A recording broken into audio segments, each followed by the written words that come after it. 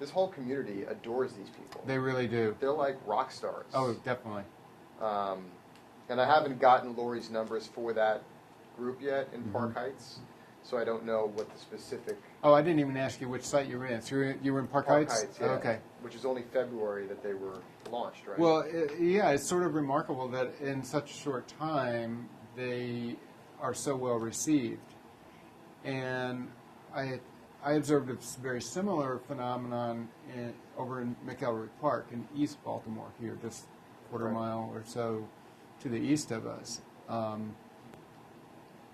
It was stunning how quickly all of that gelled. Now, I'm sure you were told that they intentionally hire, in essence, from within, people who would generally be known within the community, as opposed to, wow, so-and-so is really good with youth, let's drop them in here and have them work. I think that they recognize that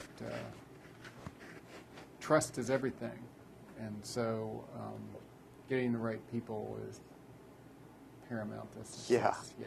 Very simple question. Does it work? I wish I had a simple answer. The simplest answer I can give is yes, it works, particularly when done appropriately. This is a very effective program model. It's based upon not only strong theory but data that we know that urban gun violence operates much like a social contagion. There's a lot of evidence, and the evidence is only growing, of how there's a relatively small number of individuals that have connections to one another. And if you can get inside those networks, start to interrupt violence and change some attitudes, you can have a dramatic effect on a community's rate of gun violence. And we've seen that in McElroy Park, in Cherry Hill, briefly in Elwood Park when the program was operating there. The current other sites in West Baltimore and in Park Heights have been operating in a much shorter time period. We don't have clear outcome data for those sites yet, but it seems as though right now the Park Heights group in particular is doing a good job of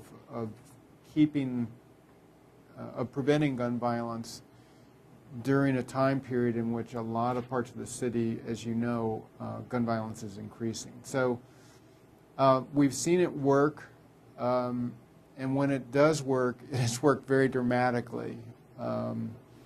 McElroy Park, for example, almost 2 years after they introduced the program, they didn't have a single homicide.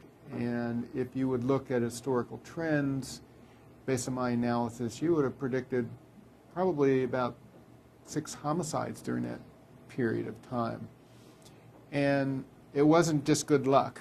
The data line up so that the types of violence interruption and the conflict mediations they were doing, often with people involved in gangs, that they were correlated in time and space with reductions in homicides. So there have been other times in other neighborhoods where they've been less effective.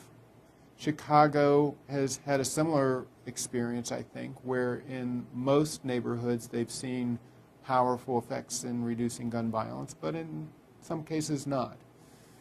So this is not unusual for public safety interventions, particularly interventions that are so dependent upon getting the right people to do them. This program model is based so much on personal trust and having the right people who can go in and be in very risky situations and where people's lives are on the line and people trust them to go in and mediate. It's not everybody can do that. And so... And that's why it is a success when it is a success. Exactly. When you get the right people, I think you consistently see pretty powerful effects. And my own interpretation of this is that you could sort of think of this as a market, okay? Much of the violence that goes on in Baltimore is in some way connected to illegal economies going on there. And in those worlds, there's no formal place for solving disputes. You can't take somebody to court and say, you wronged me. Even more generally, even outside those illegal economies, in those communities, they haven't really trusted law enforcement and criminal justice to resolve some of their problems. So there's sort of pent-up demand for someone to come in and help fairly mediate disputes so that people walk away without gunshot wounds, without anybody dying. And that's why when the program has worked, it's worked almost immediately.